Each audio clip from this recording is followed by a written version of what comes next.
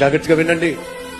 ఆదాము నుండి అబ్రహాం వరకు 2000 సంవత్సరాలు, అబ్రహాం నుండి యేసుక్రీస్తు యొక్క జన్మ వరకు 2000 సంవత్సరాలు, యేసుక్రీస్తు యొక్క జన్మ నుంచి నేటి వరకు 2000 సంవత్సరాలు, మొత్తం కలిపి 2+2+2 మొత్తం వినండి 6000 సంవత్సరాలు. బైబిల్ సెలవిస్తుంది, పేతురు రాసిన పత్రిక 3వ అధ్యాయము మనం చదివినటువంటి 8వ వచనంలో ఏముంది? దేవుడి దృష్టిలో ఒక దినము ఏమిటట? 1000 సంవత్సరాలు. ఇప్పుడు 6000 సంవత్సరాలు ఈజ్ ఈక్వల్ టు దేవుడికి దృష్టిలో ఎన్ని దినాలు చెప్పండి? 6 దినాలు. 6 దినాలు ముగిసిపోయినాయి అనుకోండి, దేవుడు 7వ రోజున పని చేశాడా? పని చేయాల. 7వ రోజు ఏమిటట? విశ్రాంతి. అనగా ఎన్ని సంవత్సరాలు గడిచిపోయినాయి?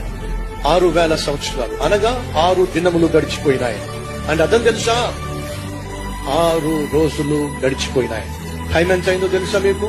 11 గంటల 59 నిమిషాల 59వ సెకండ్ మీద సెకండ్ ముళ్ళుంది. ఇంకొక సెకండ్ అయిందనుకోండి 7వ దినం వచ్చేస్తుంది. సహోదరులు సహోదరులు, చివరి గడియలో మనం ఉన్నాం, చివరి నిమిషంలో మనం ఉన్నాం, చివరి సెకండ్ లో మనం ఉన్నాం. ఏ క్షణమైనా యేసుక్రీస్తు వచ్చేస్తాడు.